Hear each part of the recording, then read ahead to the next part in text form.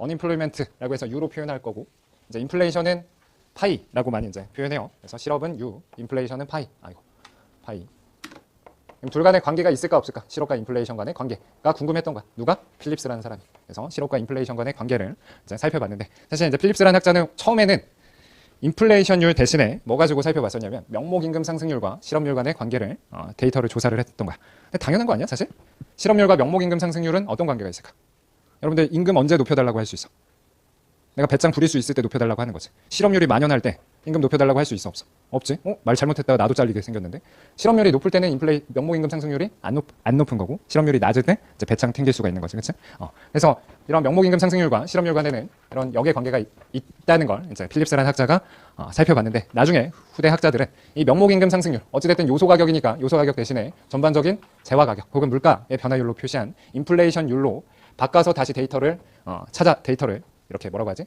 데이터를 스캐터 플롯 혹은 이렇게 산점도를 그려보면 이런 식으로 찍혀진다는 거야, 데이터들이. 그래서 뭔가 실업률이 낮을 때 인플레이션율이 높고 실업률이 높을 때 인플레이션율이 낮더라. 둘 간에는 역의 관계가 있다는 거지. 왜 역의 관계가 있을까? 실업률과 인플레이션율 간에는 왜 역의 관계가 있을까? 아까 명목임금 상승률은 내가 대충 얘기했고, 인플레이션율과 실업률은 왜 역의 관계가 있을까?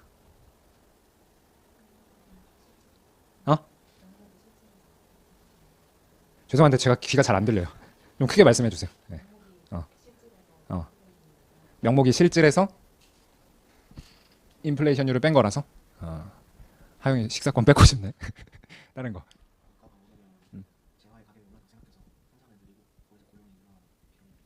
좋았어. 커피 쿠폰 좋았어. 방금 뭐라고 했어요? 태연이 다시 말해보세요. 그 인플레이션이 발생하면서 재화의 가격이 올라감에 따라서 공급이 늘어나고 거기서 고용이 창출되니까 실업률이 감소할 수 있다고 생각합니다. 대충 맞았어요. 그래서 사실은 뭐냐면 우리가 그냥 보통의 경우, 일반적인 경우, 보통은 호황 때 어떻게 돼? 호황 때 물가가 상승하고 불황 때 물가가 하락한다. 혹은 물가가 덜 오른다. 이렇게 생각해보면 호황 때 뭐가 낮아? 실업률이 낮게 되는 거고, 불황 때 실업률이 높겠지. 그래서 이제 인플레이션율이 높을 때 실업률이 낮고 인플레이션율이 낮을 때 실업률이 높은 이런 관계가 있다는 거예요. 보통의 경우는 그랬다. 언제까지? 1970년 전까지는 그랬다. 1970년 전까지는 호황 때 물가가 높아졌고 불황 때 물가가 낮았다. 호황 때 물가가 높았고 불황 때 물가가 낮았다. 그래서 호황 때 물가가 높아지면 인플레이션율이 있었고, 호황 때 더 고용을 했으니까 실업률이 낮았던 거지. 그래서 실업률이 낮을 때 인플레이션율이 높고, 반대로 실업률이 높을 때 인플레이션율이 낮은 거죠. 이게 이제 보통의 경우는 그렇다는 거야. 보통은. 그래서 나와 있듯이 이제 영국의 경제학자가 여러 가지 자료를 통해서 이런 식으로 스캐터 플롯을 찍었는데, 이 밑에는 내가 설명한 거랑 비슷하면서 좀 다르게 설명했으니까 한번 읽어보면 되는 거고.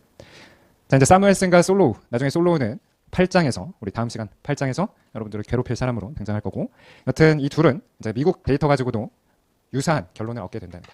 그러면 이걸 뭐라고 표현한다? 필립스가 발견했으니까 필립스 곡선이라고 표현하는 거. 필립스 곡선. 그래서 필립스 곡선이다. 뭐랑 뭐 간에는 역의 관계가 있다? 실업률과 인플레이션율 간에는 역의 관계가 있구나. 그래서 얘를 이제 필립스 커브라고 표현하는 거지. 필립스 커브, 필립스 곡선. 경험적인 데이터를 바탕으로 얻어진 결론이라는 거야. 그러면 이거를 어떻게 해석했느냐? 자, 정책 당국의 마치 예산 제약처럼, 예산은 좀 표현이 그렇긴 한데, 하여튼 제약처럼 필립스 곡선을 인식했다는 거야. 그게 뭘까? 사실 여러분들 어때요? 실업률 낮은 게 좋아, 높은 게 좋아? 낮은 게 좋지. 실업률 낮은 게 좋아. 그리고 아까 인플레이션율, 물론 어느 정도의 인플레이션은 적정한 게 좋지만 그 어느 정도까지는 낮은 게 좋지. 어느 정도까지는 인플레이션이 낮은 게 좋다고 했어. 근데 두 마리 토끼 다 잡을 수 있다 없다? 없다는 거지. 그래서 제약이 있다는 거지. 즉 실업률을 낮추려면 인플레이션율이 높아질 수밖에 없고, 인플레이션율을 낮추려면 실업률을 높일 수밖에 없다. 그래서 이걸 마치 정책 당국의 제약으로 해석할 수 있었다는 거죠. 그래서 이걸 정리를 해보면 실업률을 낮추기 위해서는 뭔가 어떤 정책을 해야 돼? 실업률 낮추려면 어떤 정책을 해야 돼? 실업률 낮추려면 어떤 정책을 해야 돼? 확장적인 정책을 해야 돼? 긴축적인 정책을 해야 돼?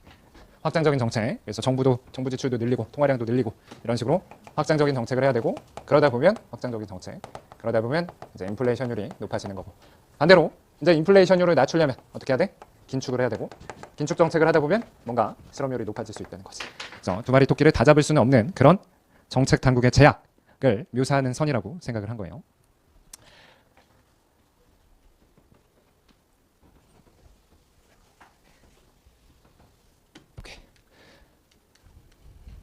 그래서 계속 말했다시피 물가 안정과 뭔가 완전 고용 두 개를 동시에 달성할 수 없다. 근데 그런데 말입니다. 1970년대 이게 깨졌다는 거야. 깨졌대. 실업률과 인플레이션율 간의 관계가 깨졌대. 깨졌다는 게 뭐예요? 역의 관계가 발생하지 않고 어떻다는 거야? 1970년대 어땠대요? 1970년대 실업률도 높아졌는데 인플레이션율도 높아졌어. 실업률도 높아졌는데 인플레이션율도 높아졌다. 실업률도 높아졌는데 인플레이션율도 높아졌다. 이게 뭐였어? 앞에서 봤던 스태그플레이션이었던 거야. 스태그플레이션이었다. 침체랑 물가 상승이 동시에 일어나는 거. 1970년대. 그러면 이걸 바탕으로 우리가 학자들이 어떤 결론을 내릴 수가 있어요? 필립스 곡선은 허상이구나. 필립스 곡선의 관계는 깨진 거구나. 라고 해석할 수도 있고 또 어떻게 해석할 수도 있겠어? 필립스 곡선을 뭔가 보완해야겠다. 라고 해석할 수도 있겠지. 그래서 이제 이걸 바탕으로 이때 누가 등장했다고 했어요? 1970년대 혹은 60년대부터 70년대.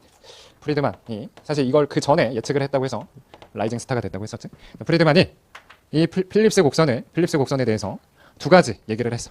그래서 먼저 기대를 적용해서 혹은 기대를 모형에 도입을 한 거지.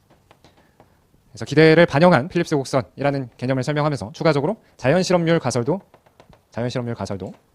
주장을 했다. 즉 단기와 장기 필립스 곡선 개념을 설명하면서 장기적으로는 어떻다? 장기적으로는 롱런, 장기적으로는 필립스 곡선이 어떻게 그려진다? 장기적으로는 자연 실업률 수준에서 변하지 않는다. 뭐에 따라서? 인플레이션이 있다고 하더라도 실업률은 자연 실업률 수준에서 바뀌지 않는다. 장기적으로. 자, 프리드만은 누구를 잇는 거예요? 고전학파를 잇는 거죠. 고전학파 생각은 어때? 실업률은 실질 변수야, 명목 변수야? 실업률 실질 변수.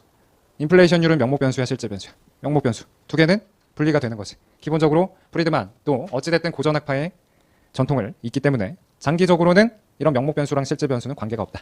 그런데 프리드만 약간 회색 분자잖아, 그렇지? 단기적으로는 관계가 있다는 거야. 단기적으로. 그래서 단기적으로는 관계가 있고 그게 앞서 봤던 필립스 곡선이라는 건데 단기적으로는 둘 간의 관계가 있는데 대신 이 필립스 곡선이라는 게 고정된 값이 아니고 뭐에 따라서? 사람들의 인플레이션에 대한 기대 혹은 예측에 따라서 바뀔 수가 있다는 거지. 인플레이션에 대한 기대 혹은 예측에 따라서 바뀔 수가 있다.